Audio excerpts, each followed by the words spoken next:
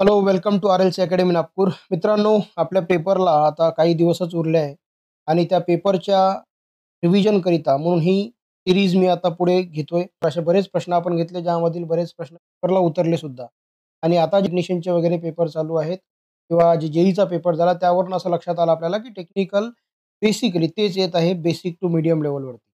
तर आपण ते मोस्टली व्हिडिओज 21 व्हिडिओज घेतले आहे. आता जे पुढील व्हिडिओ असेल 50 व्हिडिओच्या आतमधील, ते पुढच्या 4-5 दिवसामध्ये तुम्हाला येणार आहेत. त्या व्हिडिओमध्ये आपण एक रिव्हिजन वाईज ते ॲटलीस्ट तुमचा नेमका पेपर काय येतो त्या पद्धतीने तो ते असतील फायनल रिव्हिजन डेजकरिता. आजचा डे आहे डे 22 आणि त्यामध्ये आपण बघूया इंडक्टरवरील प्रश्न. आजच्या पेपरमध्ये सुद्धा आज जो पेपर कंडक्ट झाला त्या पेपरमध्ये सुद्धा कॅपॅसिटरवरती प्रश्न आलेत, इंडक्टरवरती सुद्धा प्रश्न आलेत. नेमके काय येऊ शकतात त्याकडे आपण आता कॉन्सन्ट्रेट चला. सो अगेन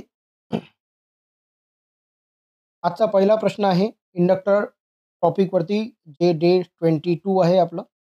त्यामध्ये इंडक्टर टॉपिक किंवा मॅग्नेटिक सर्किट ज्याला म्हणतो आपण.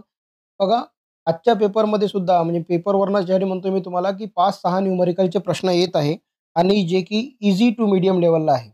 तर mutual inductance between 2 unit coupled coil 12 Henry आणि 12 हेनरी 2 कॉईल दिलेला आहे जे म्युच्युअली कपल्ड केले आहे. तो युनिटी कपल्ड आहे म्हणते. तर आपल्याला काय काढायचं आहे त्यामधला म्युच्युअल इंडक्टन्स काढायचा आहे. हमेशा लक्षात घ्या इंडक्टरमध्ये काही फॉर्म्युले फार महत्त्वाचे असतात. त्यामधला एक फॉर्म्युला आहे 1/2 आय स्क्वेअर जो इंडक्टरची एनर्जी स्टोअर करतो आणि एक दुसरा फॉर्म्युला आहे त्याला म्हणतो म्युच्युअल इंडक्टन्स.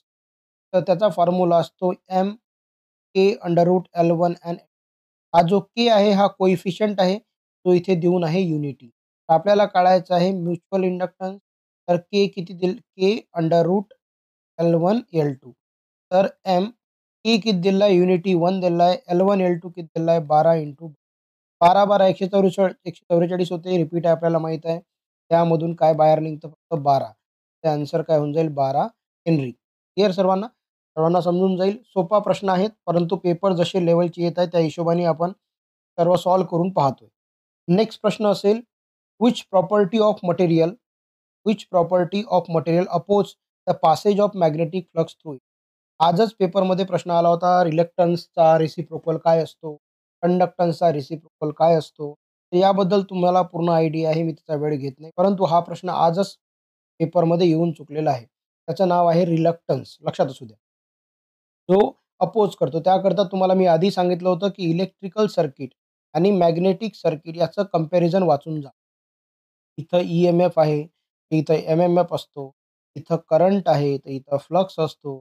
तर रेझिस्टन्स आहे, तर इथं रिलक्टन्स असतो. तुम्हाला कंडक्टन्स आहे. ह्या गोष्टी जी इकडे परमनन्स काय, ह्या गोष्टी सर्व आपल्याला इकडे लक्षात ठेवणं गरजेचं आहे. त्याच्या बेसिकवरती आपण ते सॉल्व्ह करू शकतो. हा ब्लॉक जो आहे सिंपल असतो, पण याला लक्षात ठेवून नेक्स्ट प्रश्न आहे determine the energy in joule. पहा आत्ताच बघितला आपण एनर्जीचा फॉर्म्युला. जूलमध्ये एनर्जी काढा. तर store by 8 henry inductor if the current passing through is 4 ampere. काय काढायचं आहे एनर्जी स्टोअर इन इंडक्टर. तर एनर्जी स्टोअर इंडक्टर कारण की बघा इंडक्टर सुद्धा एनर्जी स्टोअर करतो, कॅपॅसिटर सुद्धा करतो. एनर्जी इंडक्टर जो स्टोअर करतो in the form of magnetic field save करतो आणि capacitor in the form of charge. चार्जच्या फॉर्ममध्ये तो सेव्ह करतो. तो इथं सिंपल फॉर्म्युला आहे. एनर्जी स्टोअरचा फॉर्म्युला आपण काय वाचतो 1/2 Li स्क्वेअर. सिंपल आहे. हाफ एल किती दिलेला आहे 8 आणि आय किती दिलेला आहे 4. 4चा वर्ग म्हणजे किती झाले 16. सरळ-सरळ. याला सॉल्व्ह करून पहा. 1/2 8 इथं काय होऊन जाईल 4चा स्क्वेअर 16. 1 बे 8 दोन्ही 16 8 24. क्लिअर आहे. तो काय होऊन जाईल 64. चला next question. Which of the following is consequence of the law of conservation. Law of conservation वरती काय काम करतो? हा प्रश्न तसा फार इम्पॉर्टंट आहे बेसिकमध्ये सुद्धा आणि इकडे सुद्धा. लॉ ऑफ कन्झर्वेशन वरती जेव्हा पण आपण पाहतो लक्षात असू द्या लेन्झ लॉ. याचा आन्सर काय होईल लेन्झ लॉ. का बघा 2 आहे लॉ ऑफ कन्झर्वेशन आणि लॉ ऑफ म्हणजे law of conservation of energy. Conservation of energy म्हणतो आपण याला. एक असतो कन्झर्वेशन ऑफ चार्ज. एनर्जीचा प्रश्न जेव्हा जेव्हा येतो तर तिथं व्होल्टेज आन्सर बनतं माहिती आहे आपल्याला. म्हणून इथं आपण एक वाचत होतो KVL. आणि जेव्हा कन्झर्वेशन ऑफ चार्जचा प्रश्न येतो, चार्जमध्ये तो म्हणतो आपण Kirchhoff's current law. Right? Kirchhoff's current law. एक असतो किर्चॉफ्स व्होल्टेज लॉ, एक असतो किर्चॉफ्स करंट लॉ, के आणि के ओके. तर के-सी-एलसाठी कन्झर्वेशन ऑफ चार्ज असतं आणि के-व्ही-एलसाठी कन्झर्वेशन ऑफ एनर्जी असतं आणि इथं लेन्झ लॉ हा सुद्धा व्होल्टेजच्या रिलेटेड आहे. त्यामुळे कन्झर्वेशन ऑफ एनर्जी मध्ये कुठला लॉ? Lenz law. एवढा प्रश्न लागतो. Determine the current in ampere through the solenoid when the flow has 130 turn and produce M-M-F 26 ampere turn. जेव्हा कॉइलमधून 130 वळणे असतात आणि 26 अँपिअर वळणाचा एम-एम-एफ तयार होतो, तेव्हा सोलोनाइडमध्ये विद्युत प्रवाह निश्चित करा. विद्युत प्रवाह काढायचा आहे.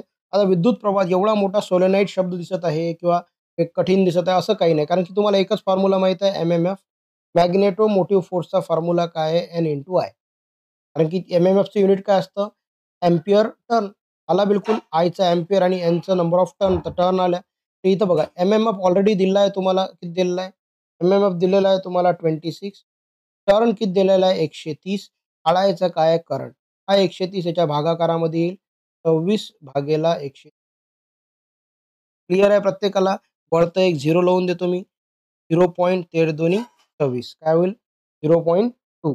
सिंपल. त्या सिंपल पद्धतीने आपण हा प्रश्न त्यानंतर क्वेश्चन नंबर 6 असेल, which of the following is correct value of magnetic permeability in free space? तुम्हाला मी आधी सांगितलं होतं, की एक शब्द आहे परमॅबिलिटी, दुसरा शब्द आहे परमिटिव्हिटी. परमिटिव्हिटी. तर परमॅबिलिटी हा शब्द मॅग्नेटिक सर्किट सोबत लागतो आणि परमिटिव्हिटी हा शब्द परमिटिव्हिटी इथं व्ही-टी आहे, व्ही-आय-टी-वाय हे इलेक्ट्रिकल सर्किट सोबत जोडतो आणि परमॅबिलिटी हे मॅग्नेटिक सर्किट सोबत जोडतो. तो यामध्ये 2 किमती असतात. एक असता परमॅबिलिटीमध्ये त्याला दाखवतो आपण म्यूने, म्यू 0 आणि म्यू आर. इकडं असतं परमिटिव्हिटीमध्ये त्याला आपण म्हणतो ई-0 आणि ई-आर. तो परमॅबिलिटी शब्द जर विचारला आहे, जसं याने विचारला आहे, परमॅबिलिटीची किंमत किती असते? 4 पाय इंटू 10⁻⁷ आणि इथं दिसत असेल परमिटिव्हिटी त्याची किंमत काय असते? 8.854 इंटू. महत्त्वाचा मुद्दा आहे, की इकडं युनिट काय असतं? हेनरी पर मीटर आणि इकडं काय असतं? फॅराड पर मीटर.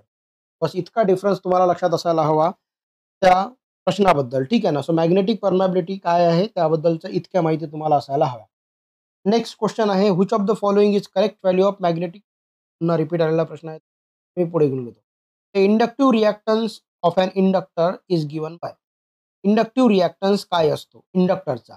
तर तुम्हाला माहिती आहे याच्याबद्दल बेसिक प्रश्न, की इंडक्टर आणि इंडक्टिव्ह रिएक्टन्स. इंडक्टिव्ह रिएक्टन्स म्हणजे काय होत असतं? तर 2πfl हा फॉर्म्युला प्रत्येकाला माहीत आहे आणि या हमेशा लक्षात घ्या, फ्रिक्वेन्सी जेव्हा रेडियनमध्ये काढतो आपण रेडियन पर सेकंड, 2πfला आपण काय म्हणतो असतो? ओमेगा. त्या कारणामुळे इंडक्टिव्ह रिएक्टन्स आपण काय लिहू शकतो? Omega L. ओमेगा एल कुठे आहे? Omega L. बिलकुल लक्षात असायला हवं. याला आपण काय लिहू शकतो? Omega L. आता यासोबतच काय माहीत असायला हवं तुम्हाला पुन्हा, इंडक्टिव्ह रिएक्टन्स आपण एक्सेलनं दाखवतो आणि ते काय असतं? 2πfl. याचा अर्थ बघा, तर इंडक्टर आला त्याचं युनिट काय असतं? हेनरी. पण एक्सेल जर आला म्हणजे इंडक्टिव्ह रिएक्टन्स जर आला त्याचं युनिट काय असतं? ओहम. क्लिअर राहील प्रत्येकाला. आणि त्याहूनही महत्त्वाचं, की एक्सएल हा डायरेक्टली प्रपोर्शनल आहे एलला. म्हणजे इंडक्टरची संख्या जर वाढली तर इंडक्टिव्ह रिएक्टन्सची संख्या वाढते. Next question. What will be the equivalent inductance of series combination of 5 inductor having same value of inductance? तर आपण 5 इंडक्टर सीरीजमध्ये जोडले तर त्याचा रिझल्ट काय निघेल? तुम्हाला मी आधी सांगितलं आहे, की सीरीज आणि पॅरलल मध्ये काही गोष्टी तुम्हाला लक्षात असणं गरजेचं आहे. जसं सीरीजमध्ये रेझिस्टन्सची बेरीज होते, तसंच इंडक्टरची सुद्धा बेरीज होते. पॅरललमध्ये रेझिस्टन्स त्या पद्धतीनं तुम्ही पाहिले आहे. त्याच पद्धतीनं इंडक्टरचा सुद्धा गुणाकार आणि भागाकारामध्ये बेरीज होते. त्या पद्धतीनंच पॅरललमध्ये कॅपॅसिटन्सची काय होत असते? बेरीज होते. पण सीरीजमध्ये कॅपॅसिटन्सचा काय होतो? प्रत्येकाला याची आयडिया आहे. मी पुन्हा रिव्हिजन म्हणून देतोय. इकडं पॉवरची सुद्धा पॅरललमध्ये ॲडिशन होते. 2 बल्ब जर असेल 40-40 वॅटचे पॅरललमध्ये जोडले तर ॲडिशन होईल. टोटल पॉवर 80 होऊन जाईल. पण सीरीजमध्ये असेल तर काय होतं? P1 into P2 divided by P1. त्या फंड्यानुसार पाहतो म्हटलं तर प्रश्न इंडक्टरसाठी चालू आहे. तर इंडक्टरमध्ये त्यानं विचारले आहे सीरीज कॉम्बिनेशन आहे. 5 इंडक्टर आहे समान व्हॅल्यूचे तर ॲडिशन काय होऊन जाईल? L अधिक L अधिक L तर किती होईल? 5L. क्लिअर राहील प्रत्येकाला? Next question. If the magnetic susceptibility बड़ा इंपॉर्टंट है, क्या नाम है? Magnetic susceptibility of magnetic material is less than 0 then the material is. आता बघा आपल्याला हर वेळेस जरुरी नाही आहे की मॅग्नेटिक ससेप्टिबिलिटीज लक्षात राहील.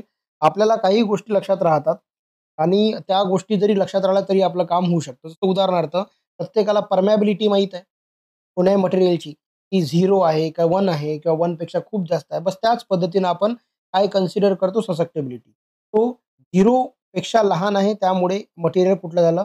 डायमॅग्नेटिक. म्हणजे तो मॅग्नेटकडे ज्याच्यातून मॅग्नेटिझम काढून घेतल्यानंतर किंवा फोर्स काढून घेतल्यानंतर मॅग्नेटिझम शिल्लक राहणार नाही. डायमॅग्नेटिक याचा आन्सर असेल question number 9. Clear? Next question. Next मी पॉइंट सांगतोय बघा, इंडक्टर हा इतकाच टॉपिक आहे, इतकेच तुम्हाला प्रश्न येतील. बाकी त्यामध्ये खूप नाही. काही महत्त्वाचे पॉइंट आहे जे लक्षात असायला हवे. जे मॅग्नेटिक सर्किटमध्ये विचारतात. जसं फ्लक्स काय आहे? फ्लक्सचं युनिट काय असतं? वेबर. आणि फ्लक्सचा फॉर्म्युला काय आहे? Flux is equal to BA cos theta. P म्हणजे काय? मॅग्नेटिक फ्लक्स डेन्सिटी आणि ए म्हणजे एरिया. फॉर्म्युला याचा एवढा लक्षात नाही ठेवला तरी चालेल. मॅग्नेटिक फ्लक्स डेन्सिटी त्याला बी अक्षराने दाखवतात, ज्याचं युनिट टेस्ला आहे किंवा वेबर पर मीटर स्क्वेअर. आणि बी इज इक्वल टू काय होत असतं? फाय बाय ए. म्हणजे फ्लक्स आणि त्यासोबतच काय झालं? मॅग्नेटिक फ्लक्स आणि एरिया. क्लिअर राहील. त्यानंतर फील्ड स्ट्रेंथ असते, ज्याचं युनिट आहे अँपियर मीटर. हे बिलकुल लक्ष अँपियर पर मीटर ज्याला. रिलक्टन्स एटी पर वेबर व्हेरी इम्पॉर्टंट युनिट आहे पेपरसाठी. हे काही युनिट आहे, हे तुम्हाला लक्षात ठेवणं गरजेचं आहे.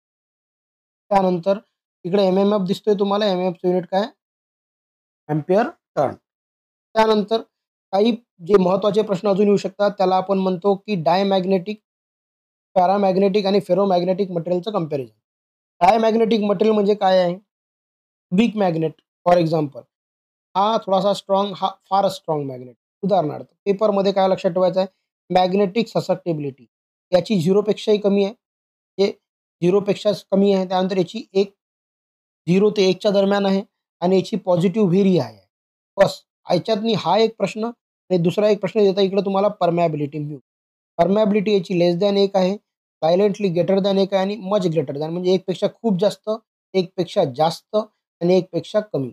एवढे तरी प्रश्न म्हणजे परमॅबिलिटी आणि ससेप्टिबिलिटी हे 2 पॉइंट तरी तुमच्या लक्षात असायला. तर मित्रांनो, हा आजचा व्हिडिओ होता फॉर डे नंबर 22 इंडक्टरवर.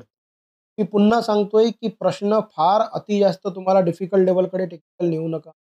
सर्व जे पेपर टेक्निकलचे कंडक्ट होत आहे त्यामध्ये मुलांचा 20 टू 24 म्हणजे 42 टू 45च्या दरम्यान टेक्निकल अटेम्प्ट चालू आहे 50 पैकी. तर याच लेव्हलचे प्रश्न येत आहे. फक्त सिली मिस्टेक अव्हॉइड करा.